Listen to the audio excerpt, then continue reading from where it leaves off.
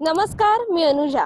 एकीकडे थंडीची चाहूल लागली असून थंडी वाढत असताना दुसरीकडे मात्र सावंतवाडी विधानसभा मतदारसंघातील राजकीय वातावरण जोरदार तापू लागलंय। येत्या 20 नोव्हेंबरला मतदान प्रक्रिया पार पडणार आहे, तर 23 नोव्हेंबरला संपूर्ण निवडणुकीचा निकाल आपल्या हाती येणार आहे।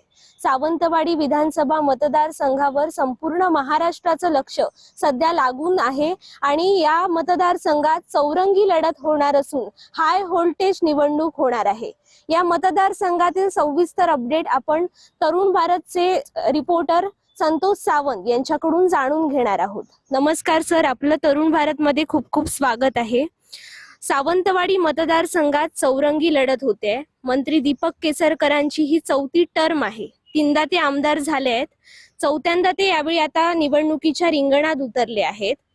गेल्या वेळी त्यांना अपक्ष म्हणून राजन तेली यांनी फाईट दिली होती, परंतु यंदा महाविकास आघाडीतून त्यांना राजन तेलींना बळ मिळतंय। कशी लढत होणार आहे? एकंदरीत पाहता तुम्ही मगाशी म्हटलं की महा व्होल्टेज निवडणूक आहे, बरोबर आहे तुमचं। खरं तर महाराष्ट्राचे शिंदे गटाचे शिवसेना शिंदे गटाचे प्रवक्ते म्हणून दीपक केसरकर यांच्याकडे शालेय शिक्षण आणि मराठी भाषा मंत्री पद आहे, त्यामुळे निश्चितच या मतदारसंघाकडे हाय व्होल्टेज म्हणून पाहिलं जात आहे। आणि विशेष म्हणजे तुम्ही म्हटलंय की ही निवडणूक कशी होईल, तर महायुती महाविकास आघाडी मधून काही दिवसापूर्वीच जे भाजपमध्ये पूर्वी होते, सावंतवाडी विधानसभाचे प्रमुख होते ते माजी आमदार राजन तेली आणि दीपक केसर यांच्या लढत होते। गेल्या वेळी राजन तेली यांनी अपक्ष निवडणूक लढवली होती, त्यांना भाजपचं कमळची अप्रत्यक्ष साथ होती आणि त्यामुळे ती हाय व्होल्टेज म्हणण्यापेक्षा चांगल्या प्रकारे लढत झाली।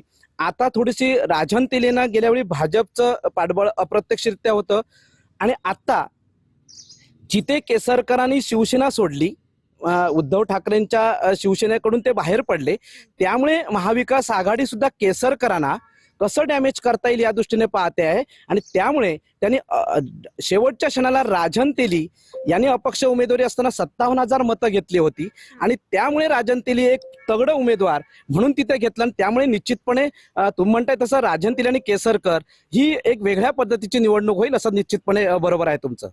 आणि तिसरी गोष्ट म्हणजे राजन तेली महाविकास आघाडीकडे आहेत, केसरकरांचं सुद्धा तेवढंच एक वातावरण इकडे वेगळ्या पद्धतीत आहे। राजन तेली आणि केसरकर हे दोघांचंही वेगळं इथे ट्युनिंग आहे, वेगळ्या पद्धतीत लोक त्यांच्या बाजूने आहेत, त्यामुळे निश्चितपणे सावंतवाडीची निवडणूक ही महाविकास आघाडी आणि महायुती आणि त्याचबरोबर संपूर्ण महाराष्ट्राला वेगळे पण काहीतरी देऊन जाईल असं वाटतं। सावंतवाडी मतदारसंघात बंडखोरी झाली। अर्चना घारे परब अपक्ष लढतायत, तसेच विशाल परब देखील अपक्ष लढतायत। मग या दोघांच्या मतांचा महायुतीच्या किंवा महाविकास आघाडीच्या उमेदवारांवर काही परिणाम होणार आहे का? काय वाटतंय? एकंदरीत मी मगाशीच म्हटलं अनुजा की खरं आहे तुझं। विशाल परब हे भाजपचे युवा मोर्चाचे प्रदेश उपाध्यक्ष होते आणि चांगली गेली 2 वर्ष त्यांनी भाजपची चांगली बांधणी केली आणि तेच भाजपमध्ये आणि राजन तेली पण भाजपमध्ये होते, केसरकरही शिवसेना म्हणजे महायुतीमध्ये होते आणि एकंदरीत पाहता या मतदारसंघात भाजप शिवसेना म्हणजे शिंदेगड शिवसेना ह्या तिन्ही उमेदवार हे आता उभे आहेत। म्हणजे केसरकर हे शिवसेनेचे आहेत, भाजपचे पूर्वीचे भाजपचे असलेले राजन तेली महाविकास आघाडीमध्ये आहेत आणि भाजपचे दुसरे म्हणजे ज्यांनी युवा वर्गाला एक वेगळं पण इथे या मतदारसंघात दिलं, जिल्ह्यात दिलं, ते विशाल परब असे तगडे उमेदवार म्हणून त्यांच्याकडे आज पाहिलं जाते। जनता बघते आहे कारण युवा आहेत, दुसरी गोष्ट त्यांचा झंझावता वेगळा आहे आणि त्या ज्या पद्धतीने त्यांनी उमेदवारी अर्ज भरला तो वेगळ्या पद्धतीने भरला, झंझावतीपणे भरला आणि अशा स्थितीत विशाल परब हे भाजपचे असल्यामुळे भाजपने त्यांना पक्षातून हकलपट्टी केली गेली असली तरी गेल्या वेळी सुद्धा भाजपने अपक्ष उमेदवार अप्रत्यक्ष उभा केला होता, त्याचा परिणाम झाला तो झालाच। आपण बघितलंय सर्वांनी, त्याचा निकाल बघितला, त्याचा परिणाम गेल्या वेळच्या शिवसेनेवर किती झाला, शिवसेनेला शेवटच्या क्षणाला काय आपलं तगडं आव्हान पेलावं लागलं, तसं इथे आता विशाल परबांच्या बंडखोरीने निश्चितपणे महायुतीवर त्याचा परिणाम होईल। कारण महायुतीमध्ये गेल्या वेळी लोकसभा निवडणुकीमध्ये आपण पाहिलं तर खासदार नारायण राणे यांना इथे 31,000 मताधिक्य मिळाली, या सगळ्यांची मतं होती। त्यात राजन तेलींचा वाटा होता, दीपक केसरकरांचा होता, संजू परबांचा होता, विशाल परबांचा होता आणि अनेक लोक आहेत जे महायुतीमध्ये होती, त्या सर्वांचं एकंदरीत पाहिलं तर तो वाटा होता, त्यामुळे 31,000चं मताधिक्य मिळालं होतं। त्यामुळे निश्चितपणे हे मताधिक्य तोडायला हे बंडखोर उमेदवारांचा निश्चितपणे महायुतीवर पश्चातदेशी परिणाम होईल. अपक्ष उमेदवार विशाल परब हे 36 वर्षांचे आहेत. युवांचे प्रश्न ते सध्या मांडतायत किंवा युवांसाठी कार्य करताना दिसत आहेत आपल्याला. मग विशाल परबांचा महायुतीचे उमेदवार आणि महाविकास आघाडीच्या उमेदवारांसमोर त्यांचं आव्हान ठरेल काय? बरोबर अनुजा, तू म्हणतेस तसं की विशाल परब हे संपत्तीने मोठे आहेत, कारण त्यांच्याकडे ज्या गाड्या आहेत त्या युवा वर्गाला भावणाऱ्या आहेत. त्यांचं राहणीमान हे वेगळेपण आहे, हटके आहे. गेल्याच दिवाळी दिवशी त्यांनी लक्ष्मीपूजन दिवशी मोती तलावाच्या काठावरून त्यांनी जो फेरफटका मारला, त्यावेळी अनेक जणांचं एक वेगळं युवा वर्गाने विशालजींकडे बघताना वेगळ्या पद्धतीने बघलं. केसरकरांची सुद्धा लक्ष्मीपूजनच्या वेळी दिवाळीला भेट होती त्यावेळीची, आणि यांची आणि राजन तेली यांची भेट, जो एक क्षण सांगतो मी थोडक्यात, की त्यावेळी तिघांचंही मोती तलावाच्या आणि व्यापाऱ्यांच्या भेटीमध्ये विशाल परबांकडे म्हणजे 18 ते 35 वयोगटातील वर्गाचा एक वेगळा ग्लॅमर मला दिसला. मी पत्रकार म्हणून पाहताना, आणि ते आपण न्यूजही तरुण भारतकडे झाली. केसरकर हे जुन्या लोकांच्या चांगले जिव्हाळ्याचे आहेत, आपुलकीचे आहेत, एक आपलं माणूस म्हणून त्यांच्याकडे पाहिलं जात आहे.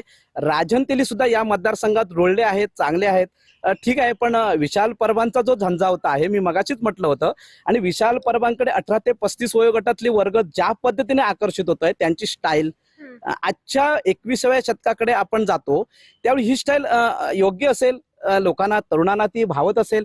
त्यांची रेंज रोवर गाडी ही लोकांना भावते आहे, त्यामुळे अनेक युवकांना ती भावते आहे. अनेक युवकांना त्यांच्या गाड्या म्हणा, त्यांचं राहणीमान, हे राहणीमान उंचावायला हवं. दरडोई उत्पन्न आपल्या भागाचं वाढतं, त्यावेळी हे उंचायला हवं, हे त्यात काही गैर नाही. परंतु एकंदरीत पाहता, तू म्हटलं तसं त्यांच्याकडे संपत्ती आहे, ठीक आहे. संपत्ती आणि ह्याचा भाग म्हणजे उमेदवार म्हणून बघताना इथली सर्वसामान्य जनता आहे, शेतकरी आहेत, मग असं बघताना ते काही बघत नाहीत. परंतु ठीक आहे, म्हणजे याचा अर्थ तुझा असा असेल की त्यांना भविष्यात आमदार झाले, हे तीनही आमदार असताना, तर त्यांना काही अपेक्षा असेल का, तर ती जनतेसाठी ते काम करतायत. कारण गेल्या 15 महिन्याभरापूर्वी त्यांनी 6 अँब्युलन्स मोफत दिल्या. हे त्यांचं असं चांगलं वेगळं काम लोकांना भावलं. त्याचबरोबर त्यांनी शाळा दोडामार्गमध्ये केली. त्यामुळे लोकांना वाटते की याच्याकडून युवा विशाल परब हे आव्हान ठरतील. निश्चितपणे ते जर चांगले, आता त्यांचं एकंदरीत झंझावती दौऱ्यामध्ये त्यांचं एक असा एक पत्रकार म्हणून आणि नागरिकांच्यावरून आलेल्या प्रतिक्रियातून ते कोणावरही टीका करत नाहीत. त्यांनी आपला प्रचार सुरू केला आहे, नमस्कार करतायत, आणि त्यातून ते चमत्कार करत असतील तो वेगळा भाग असेल, परंतु ते नमस्कार करतायत. फक्त लोकांकडे ताई माई अक्का विचार करा पक्का असं विचारतायत ते. आणि निश्चितपणे त्यांचं हे वेगळं पण दोन्ही उमेदवारांना, तगड्या दोन्ही उमेदवारांना महायुती आणि महाविकास आघाडीला डोकेदुखी निश्चित ठरेल. म्हणजे अनेक विकास कामे अजूनही दूर आहेत. म्हणजे तसं बघितलं तर आपले युवक अजूनही गोव्यावर अवलंबून आहेत. गोव्यात जाताना अनेकदा त्यांचे अपघात होतात, त्यांचं मृत्युमुखी पडण्याचं प्रमाणही वाढत आहे काही वर्षात. तसंच सगळ्यात महत्वाचा मुद्दा आहे म्हणजे इथल्या आरोग्याचा, तो त्यावरही आपण गोव्यावरच अजूनही अवलंबून आहेत. मग आता जे उमेदवार आहेत, 4 उमेदवार आपल्याकडे सक्षम आहेत, ते उमेदवार जर निवडून आले तर त्यांच्याकडून कोणता विकास होणं अपेक्षित आहे? अनुजा, तू चांगला प्रश्न विचारलास. खरं तर सावंतवाडी, दोडामार्ग, वेंगुर्ले हे डोंगराळ दुर्गम भागातले आहेत. सावंतवाडी शहर जरी सगळ्या दृष्टीने प्रगल्भ असलं तरी आरोग्याच्या दृष्टीने अजून सक्षम झालेलं नाही. लोकांना इथल्या म्हणजे आंबोली असेल, म्हणजे थोडक्यात आपण महाराष्ट्राचा विचार करता चांदा ते बांदा तसा इथला आहे. आंबोली गेळे तू बांदा, तू साताडा सातोशे असेल, इथे होडावडा असेल, मातोण असेल, वेंगुर्ल्याचा वायंगणी असेल, इकडे आपण बघितलं तर कोलगाव कोणकेरी असेल, हा असा वेगळा कोस्टन झोनचा सह्याद्री आणि समुद्र किनाऱ्या लगतचा हा मतदारसंघ. आणि इथल्या लोकांचं शहराच्या ठिकाणी येण्याचं अंतर हे 25 ते 30 किलोमीटर अंतर आहे. त्यामुळे इथल्या आरोग्याच्या दृष्टीने गावागावात उपकेंद्र आहेत, परंतु तिथे औषध नाही, तिथे डॉक्टर्स नाहीत. डॉक्टर आहेत परंतु त्यांना राहण्याची सोय नाही, ही अवस्था आहे. ठीक आहे, कुठल्या सरकारने केलं असेल केलं नसेल तो भाग आपण आता मागे पडू, परंतु इथल्या आरोग्याची लोक ही गोव्यावर अवलंबून आहेत.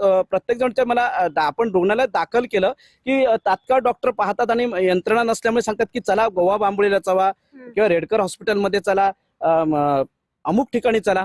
मग हे सगळं होताना इथल्या राजकीय नेत्यांकडून सगळ्याच जनतेला अपेक्षित आहे इथे मल्टी स्पेशालिस्ट हॉस्पिटल.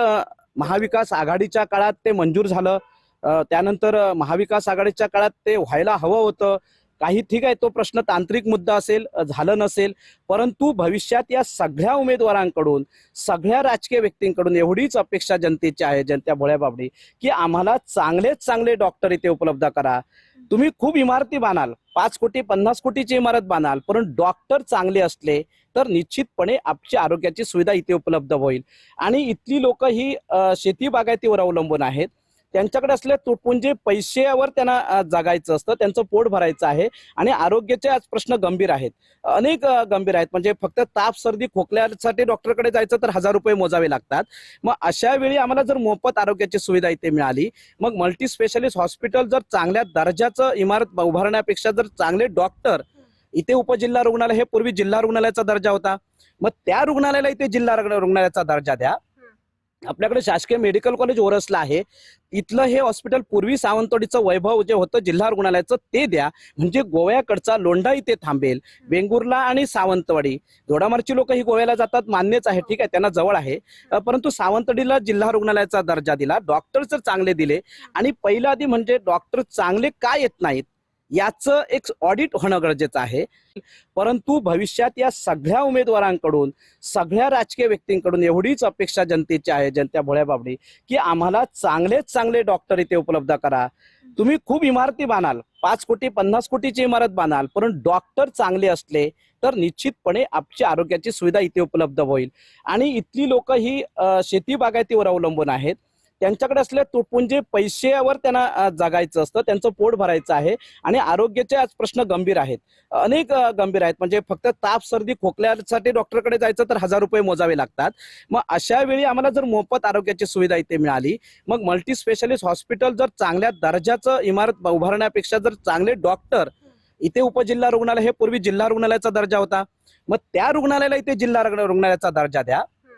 आपल्याकडे शासकीय मेडिकल कॉलेज ओरसला आहे, इथलं हे हॉस्पिटल पूर्वी सावंतवाडीचं वैभव जे होतं जिल्हा रुग्णालयाचं ते द्या. म्हणजे गोव्याकडचा लोंढा इथे थांबेल. वेंगुर्ला आणि सावंतवाडी, दोडामार्गची लोक ही गोव्याला जातात, मान्यच आहे, ठीक आहे, त्यांना जवळ आहे.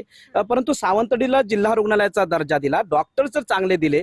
आणि पहिला आधी म्हणजे डॉक्टर चांगले का येत नाहीत याचं एक ऑडिट होणं गरजेचं आहे.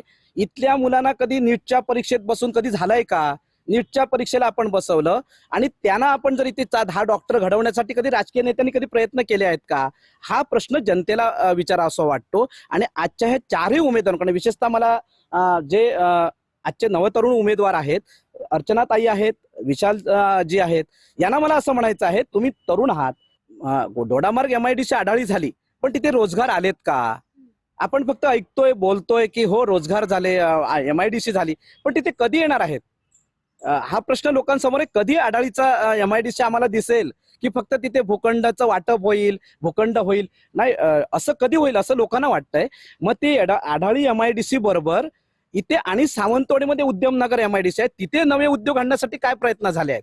हे कधी प्रश्न कधी राजकीय लोकांना वाटत आहेत का? आणि ते जर सोडवले गेले, त्यांच्यावर जर चर्चा झाली, एकामेकावर टिप्पणी करण्यापेक्षा आता मतदारांना वाटतं आम्ही हे करणार आहोत आणि हे आमचं व्हिजन आहे, हे ज्यावेळी तुम्ही सांगाल त्यावेळी निश्चितपणे ही मतदार, सुज्ञ मतदार, सुसंस्कृत सावंतवाडी निश्चितपणे तुम्हाला स्वीकारेल असं मला वाटतं. आता आपल्या सोबत होते दैनिक तरुण भारतचे ज्येष्ठ पत्रकार ॲडव्होकेट संतोष सावंत. त्यांनी सावंतवाडी विधानसभा मतदारसंघातील एकूण जी लढत होणार आहे त्याच्याबद्दल सविस्तर असं त्यांनी विवेचन केलंय.